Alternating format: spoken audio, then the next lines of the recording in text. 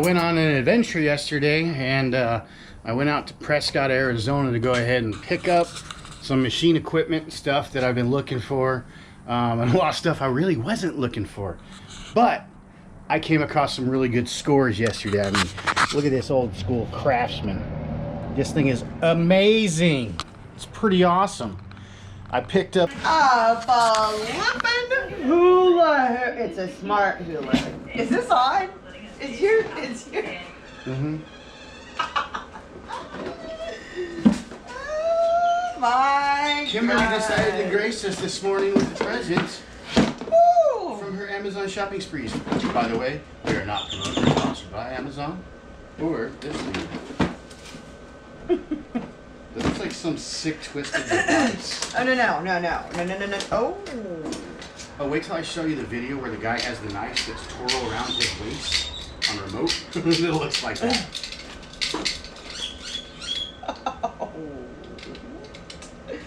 Oh, Jay. Oh, we could have 3D printed it. So that's when you're fat, you add those. And skinny chicks use this one. No. Oh, what is that? When I'm done with this, you can hang it on your truck. Wow. There's sand in this. I don't want to touch it more greasy. Oh. Leave in the comments any crazy shit your significant others buy. I mean, this isn't the worst one. Maybe somebody use this one. Oh. How many you need? What, 2? Wait. If I go up higher, wait, how high is it supposed to go up?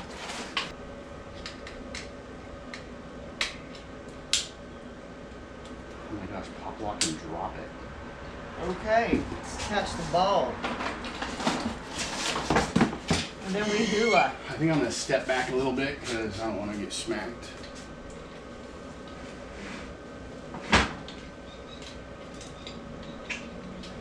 Oh.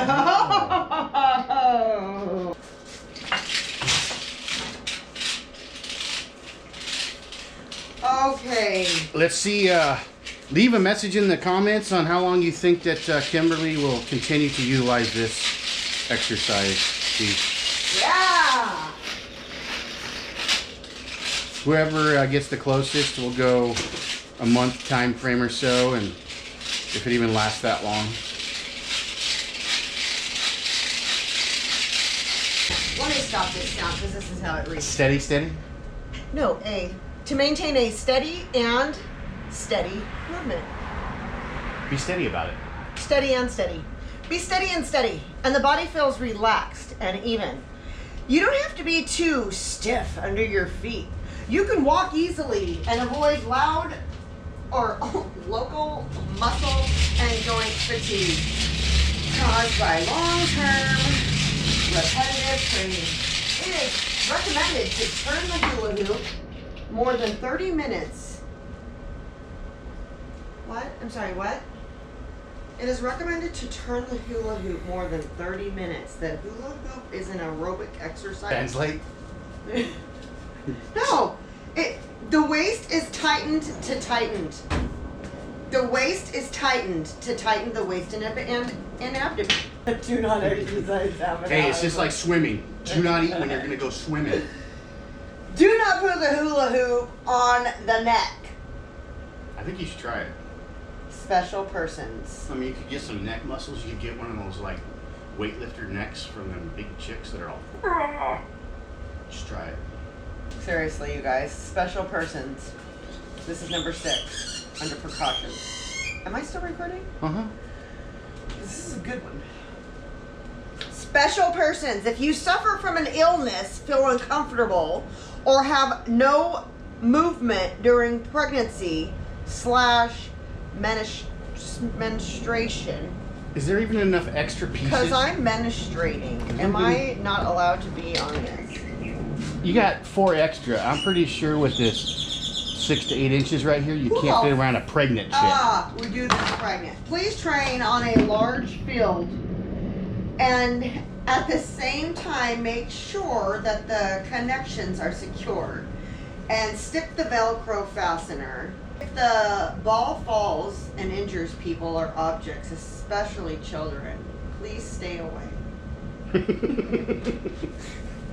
Only after you've already injured them. I wonder if I can do it the opposite direction. This bad boy here, it's an electrolysis. It's a chrome plating, gold plating, old school budget plater, whatever thingamabobber. Picked up that nice Baldor there. Picked up this other Baldor. Little 6-inch, 8-inch buffer grinder. And then the big stuff, I got a bunch of scraps, which is gonna help me out quite a bit. I mean, real good scraps. I like scraps. Scraps are good. I did pick up a couple toolboxes. The gentleman that actually used these, his name was Gerald, I believe it was Gerald Goldberg. He was in the Colt 45 club and had a bunch of Colt 45s, so I've been finding bits and pieces of Colt 45s. This is just some of the stuff that I discovered within the box. I mean, you got some cool tapping fluid, old school little sample. You got this matchbook. Look at these stamps. These stamps are pretty awesome too. But the biggest thing, look at the drill bit. That drill bit, they're tiny. I'm talking like a hair size. You see the stamp? All the way down to all these little tiny things. Pretty amazing stuff. I mean, he passed away about a year ago, I guess. And here's just some of the gun materials that was in these toolboxes.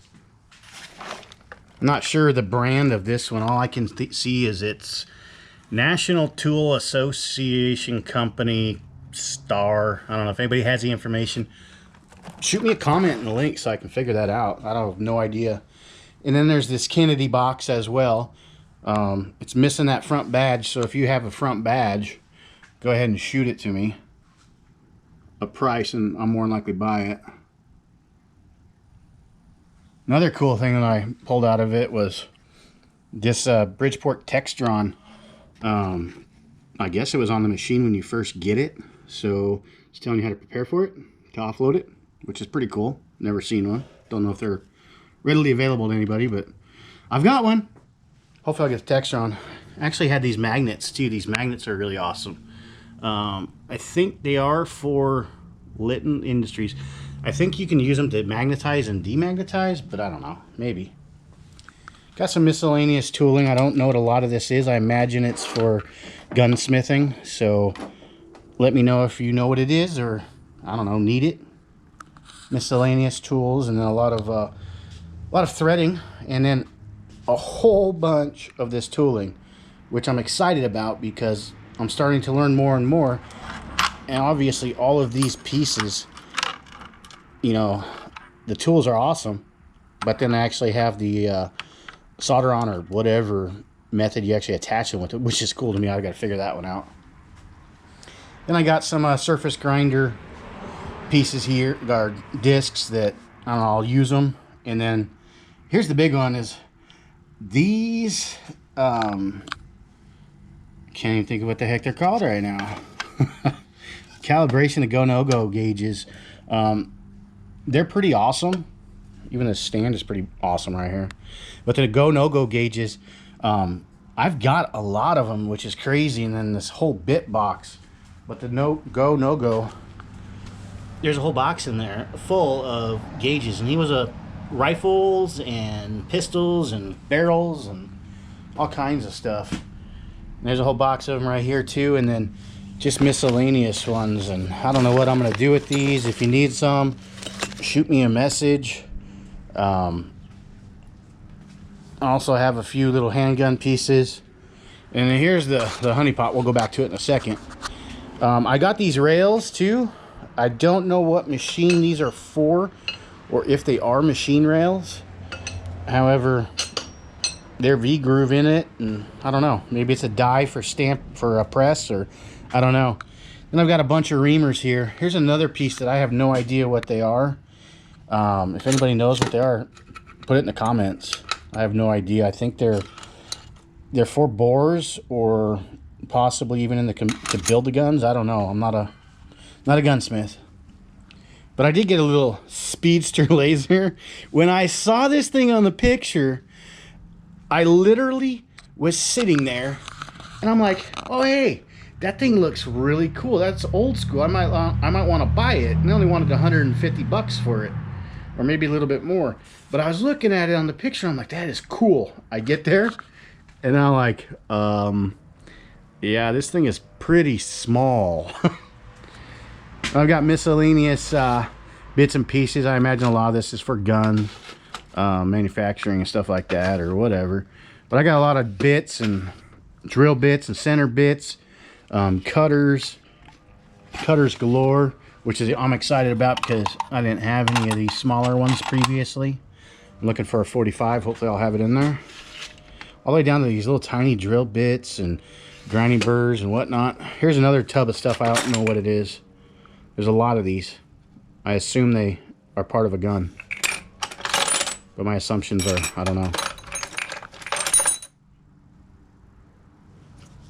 And obviously these slide, so I think that is what they are for the bolt action, possibly. If anybody needs them, I'm going to be getting rid of all the gun stuff, so let me know. Either that or the government's going to take it. Oh, and here's the lady there actually gave me quite a few things, which is cool because I like it. She gave me all these little manuals, which I told her I was going to try to teach people. I want to teach people to do fabrication work. I'm learning it as a machinist, beginner, 100% beginner. I have the methods and everything, and I'm a YouTuber that way. But these books are going to come in handy for me to learn the processes, to actually do the machining. And some of these references are smaller, and I don't have to go through my big black book. Especially once I start getting on to the surface grinder. I've got to clean this thing up, tear it down. I just picked it up. It's a Brown and Sharpe 2L, which hopefully I'll be able to get it up and running here quickly. It's a nice machine. It's got the electromagnet. It's wired for 440 right now, so I've got to rewire it. Everything's functional on it. I'll show that running here later. And I picked up all these bolts and nuts for like 10 bucks or something. Oh, and another grinder, another Dayton grinder. One of these wheels is pretty well worn, but it's a nice little grinder. And I've got all these little bits and pieces, which a lot of this, I don't know what this tooling is for. It's some sort of offset. You tighten it and it twists. I don't know. All the way down to all your bore gauges, where I don't even know why you'd have so many different ones. But I don't know. Down these little tiny taps. I have a bunch of taps. This little key cutter, I like that. Still in the original box. Inside that one, there's a bunch more. Nice little Brown and Sharpe there. And then I've got this veneer, 12-inch veneer height gauge, which I'm going to have to start using that magnifying glass right there so I could see. This thing is badass. This rotary die grinder, this thing hauls butt. It's still phenomenal. I love it. I'm gonna make a mount for it to actually do my sit on the mill, or not the mill, but the lathe, and that way I can actually use it as a tool die grinder, and I can get in there and I can fix my my chucks. Then for the surface grinder, we got this Herrig here. It's a Trudex. I've never used one before. However, we're gonna learn real quick. I've got tooling for it in one of these bins over here.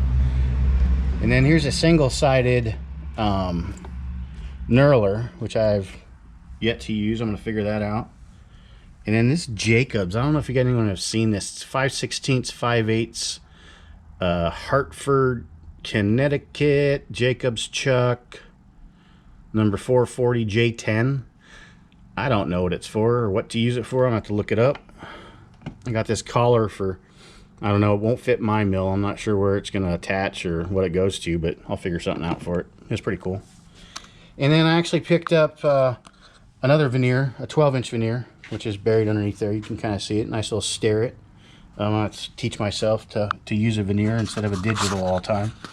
And then I got a bunch of these squares and 45, and they're all Brown and Sharpe. Pretty awesome stuff. I like this high spot Dicom, pretty awesome. It's in the old-fashioned, you know, 1940s, 50s, whenever it was made. I have no clue. Same thing with this dresser stick for the diamond wheels. And here's an oddity for you. I've never personally had a 19 millimeter. I don't know if this is Chinese, Japanese. Maybe someone in the comments can go ahead and, you know, let me know. I want to know. Now we've got these Jacobs in here as well. I'm not sure what tools they're for, but we'll find that out later. And then this one right here is pretty tight. It's called a Valonite Lock Adex. And you lock in your tip,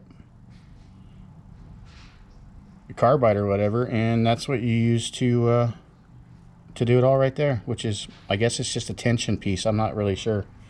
I have to look into it some more. And then I got this nice Chandler J bore head, little R8. It's a model D75.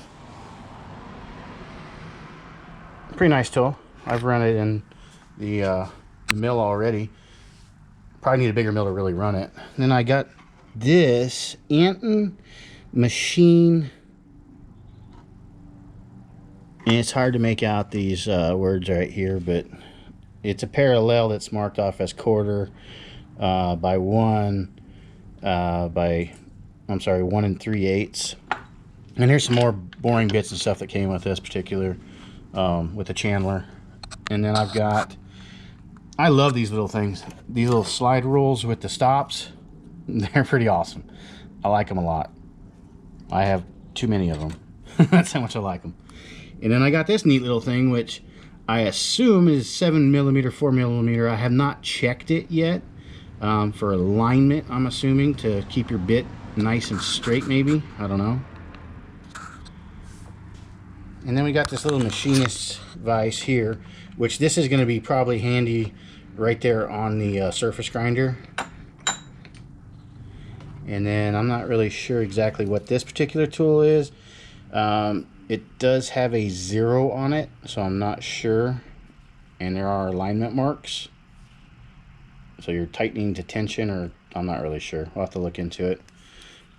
And then we've got this handmade, like I was telling you earlier, it was a gunsmith, so he made quite a few of his own tools. There's no tool marks on it, or tooling marks, makers.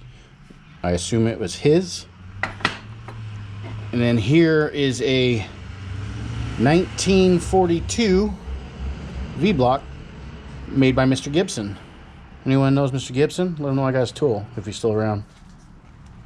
We got this Enco. It's on, but it's not very tight, which is crazy. And then this little guy here. Oh, the sign plate. The sign plate's pretty cool. It came in a box. I'm not sure. I think it's brown and Sharpe, but there's no labels on it.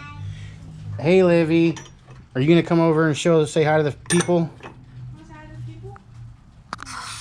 And then we've got this pretty awesome, I like this. It's a Burr Quick.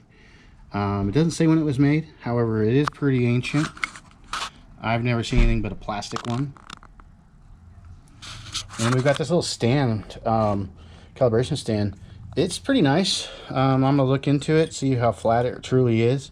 See if I can't test it off my larger block. And then we've got a nice little, I think it's a 5-inch buck chuck with the extra, with the extras on it. And then this guy, I still have to look into it. It's got a calibration feet in the mirror, and the glass actually goes the other way. I think it's for etching to help you and assist you, and you use that in your guide in the trough. I don't know. We'll figure that one out. And here's another hand tool that was made by, I imagine, Mr. Goldberg. He did a lot of revolvers, so I assume this is something to align his revolvers, maybe. I'll have to look into that more as well. And our oil cans. I like oil cans, old ones especially. The new ones just don't look or feel the same. And these are pretty cool. Some old school, probably against a lot of have. Tapmatic and Mighty thread cutting oil, dark. That one feels really, really thick. I have yet to open either one of them. And then we've got these Jacobs Chuck rubber flex collets. I got 2 sets right there. I think I'm missing a couple of the backs, stops or whatever, that I'm still looking for. And I've got these 3 Jacobs Chucks, which one of these is going to be utilized on my mill or my lathe, and then one of them needs to be repaired. So I'm gonna try to make 2 out of 1 anyway. 2 out of the 3 get them working. There's the dog legs or whatever, that depending on what backing plate you got. So we'll get those all done, and I just wanted to give you a little brief little show of some of the things that we've picked up recently and what we're going to continue to do. Oh, and I've got another couple pieces of machinery here. I mean, I think it's just a Harbor Freight maybe, or Central Machinery, but I'm gonna go ahead and I'm gonna redo it. It's a heavyweight, beats the heck out of this little tiny one that I've got here. The little tiny one's been a pain in the ass my entire time owning it. This is my second one. My first one was the green one with the singular division where you could not straighten your blade. And I got this jet. We're gonna convert it. It is in the wood saw mode right now because it's only got the single wheel on it. So we're gonna get the double wheel, control the blade for our tension on cutting metal.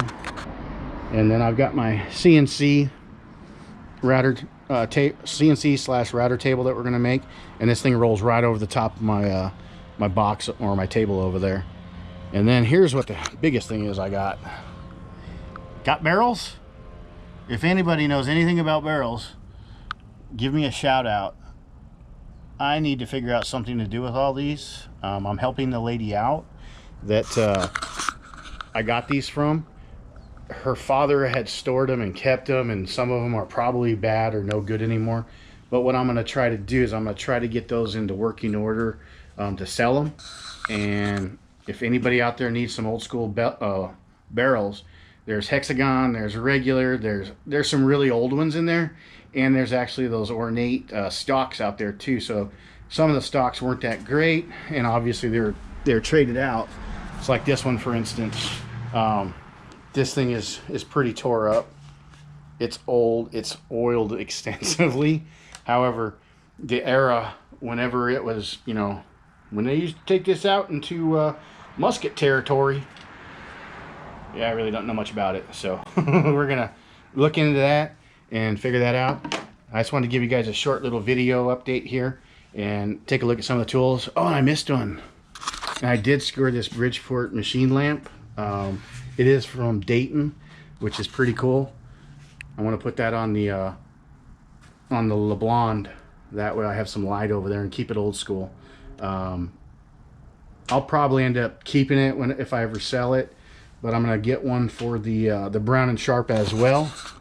That way I've got plenty of light, because I am in my little tiny 2-car garage, and having light sucks when you got a garage door right over the top of most of your lights. And I'm in Arizona, so it's gets pretty hot closing everything up on you, so I can't really go ahead and do that. But until next time, I'm gonna catch you guys later. Make sure you hit the like and subscribe, and if you have any questions or comments or anything, feel free to hit that comment button and post a comment. Let me know how our videos are doing, if they're helping. If you guys want to see something in particular, that'd be much appreciated. We'll talk to y'all later. You guys have a great day.